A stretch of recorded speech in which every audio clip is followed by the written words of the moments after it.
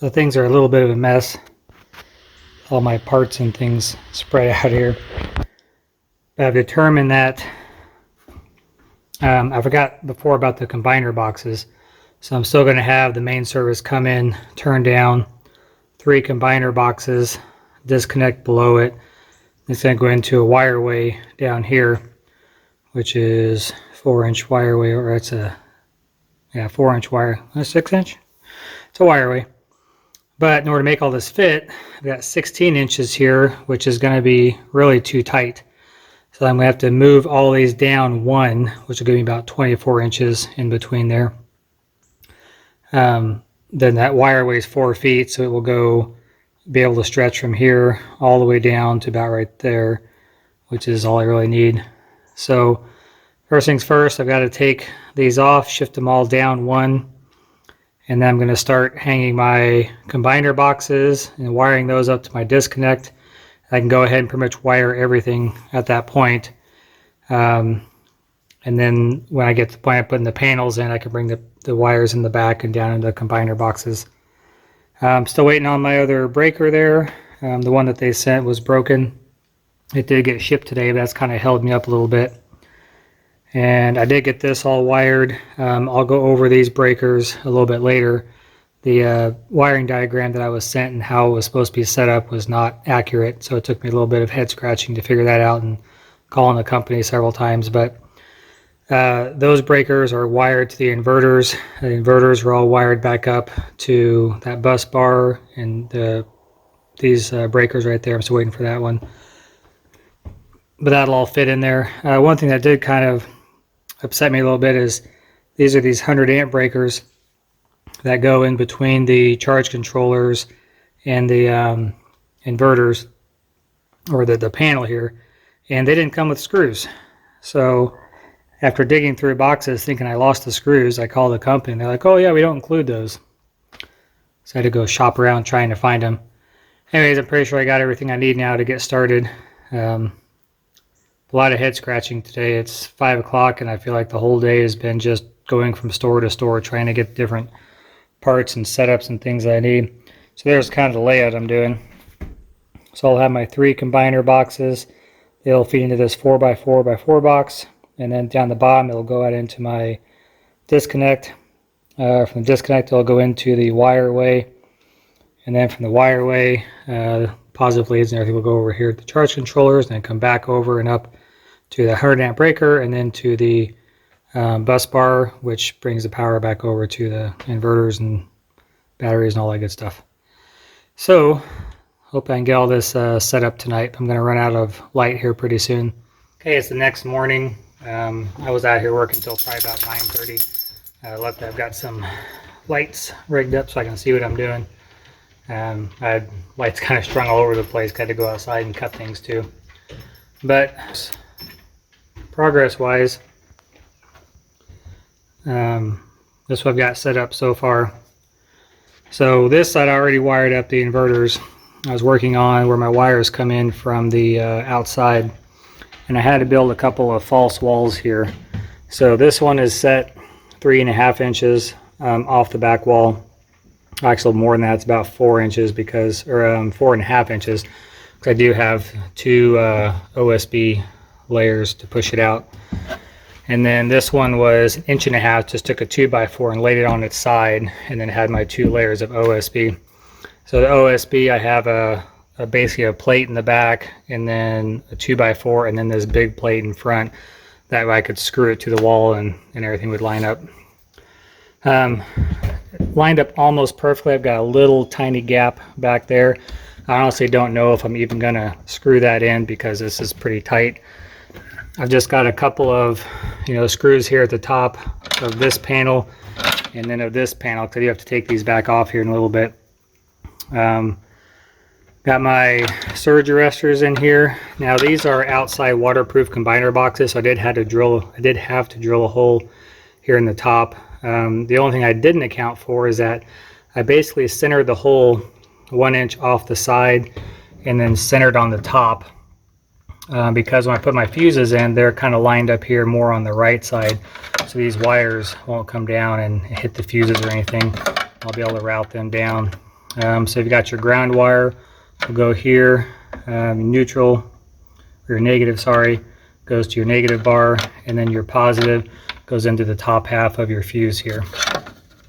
So those are all set up, each one of them. But what I didn't account for was, you see this is just barely hitting the wall there.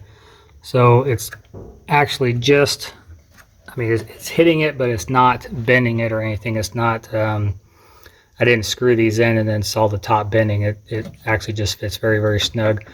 But in hindsight, I would have moved this further forward. The reason why I didn't is that you can see this panel slot comes back in, so when you raise up the lid and lock it in place, if I moved it any farther forward, it would hit these wires, and I didn't want to have that happen. So that's why I centered it up.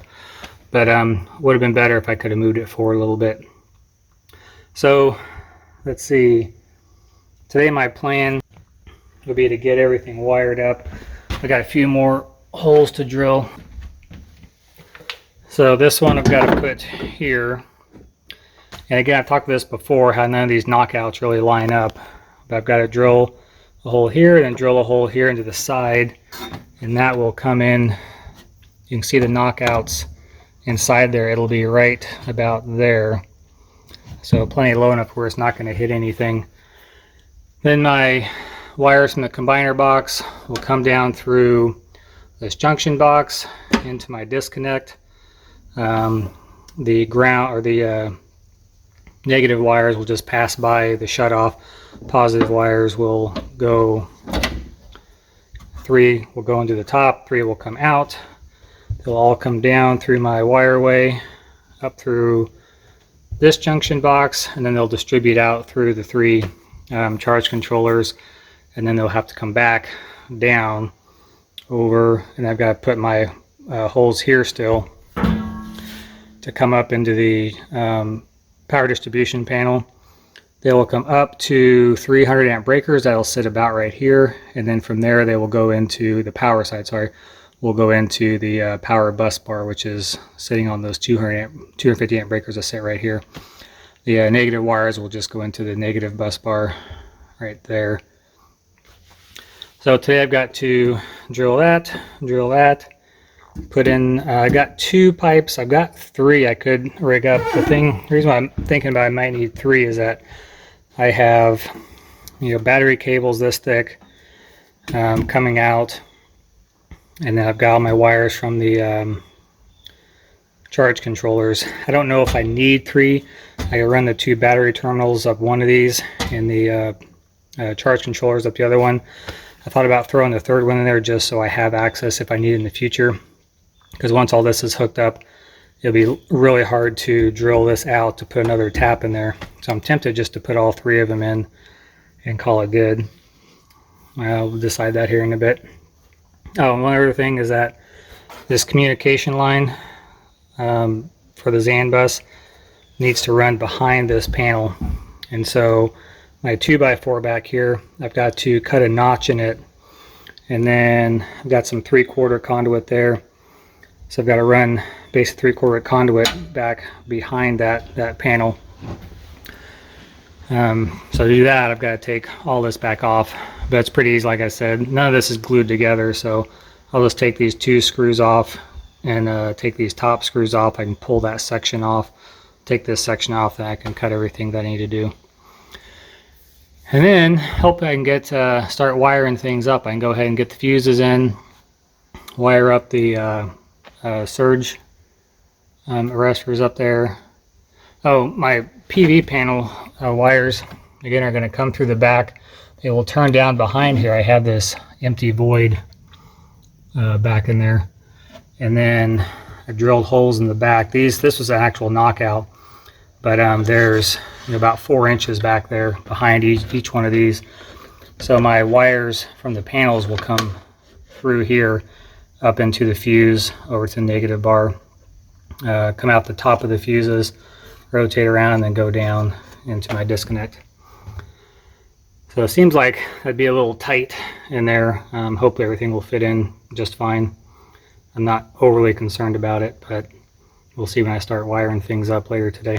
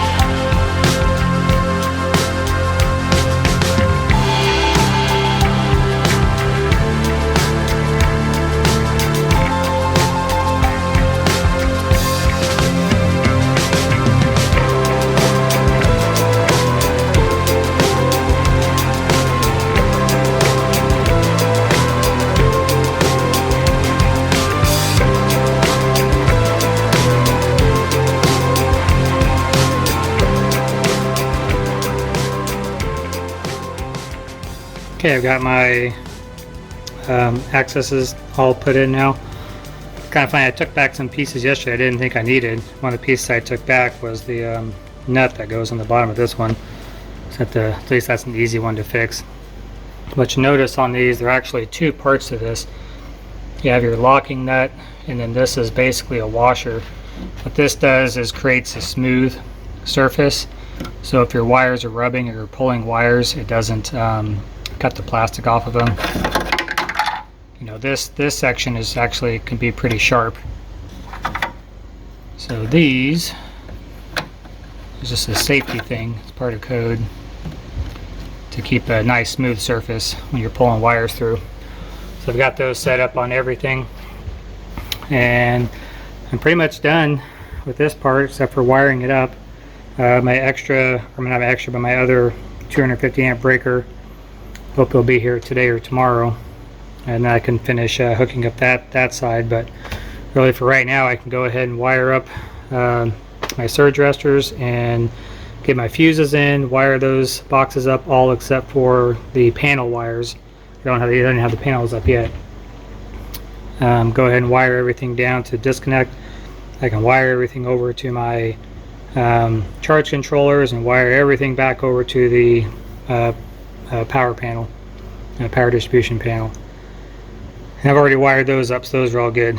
And then the only other thing I have to do is wire up the batteries. I'm still a little undecided how to put them. I was hoping to put them all along the wall here, but of course that creates a problem as far as, you know, that terminal is supposed to be connected to that one, and then the one down here and so forth. So I'd have some long runs connecting together.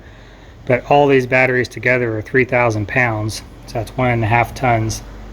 And although my floor should support that, if I put it all in one spot, my general idea here was to lay them out all along that wall there, and then wire them together that way. So if I can figure out how to do that, that would be definitely beneficial. If not, I'll have to line them up somewhere close together so that I can hook them in parallel a little easier. Finishing up some of my wiring. What I'm doing is making custom length Cat5 cables so that all these will talk to each other. The ones that they send are just too long to try and coil up an extra foot or so of wire in here. And they have a 5-foot wire to go from this one to this one. It only needs to be a 3-foot wire, so coiling up 2 feet of wire in there is just doesn't work. And then to go from this charge controller back behind through that wire chase right there into the inverter over here needs a 6-foot line, and so 6 foot's not a common size line you can get. So I'm making my own. So I just cut my own 3-foot line between these, a 7-foot line there. I need about a 42-inch one to go from this inverter to that inverter. So I'll show you how I'm making those lines. Okay, so making these lines are pretty easy. This is just a Cat5 cable. I've already done this side. And if you can see that, so I can change my view here. So you can see this, I have light orange, dark orange, light green, dark green, light blue, dark blue, light brown, dark brown. It doesn't matter what order you put these in there, as long as this plug matches that plug. So when they're plugged into your system, whatever you're using, the left wire goes to the left wire in this plug and so forth at lineup. So as far as the color code, doesn't really matter. You just want them to be the same on both cables. So this one's already done. I'm going to work on this one. So this is a little a kit that I bought at Home Depot several years ago. Just has all your basic tools in it. So it's got a little razor blade inside, and it'll cut it to the perfect depth. So you put that in there, you line it up with the side here, clamp it down, give it a spin, top pops off. So the next thing you need to do is line these wires up.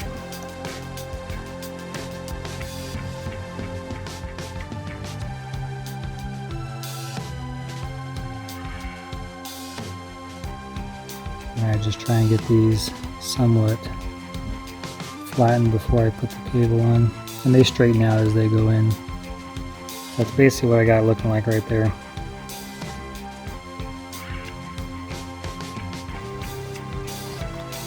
Once that's set, I'm going to take this gun, slide it in like that, and work it in.